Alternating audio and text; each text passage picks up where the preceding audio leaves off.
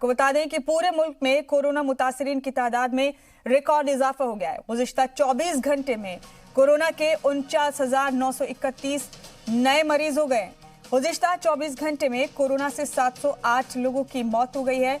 पूरे मुल्क में 24 घंटे में 31,991 लोग इलाज से ठीक हो गए हैं और मुल्क में अब तक 9,17,568 कोरोना के मरीज ठीक हुए हैं।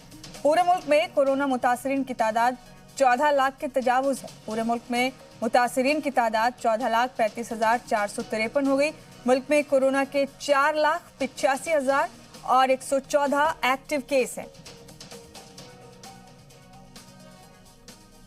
पूरे मुल्क में मुतासरीन की तादाद 14,35,453 हो गई है। कोरोना के 4,85,114 एक्टिव केस हो गए हैं।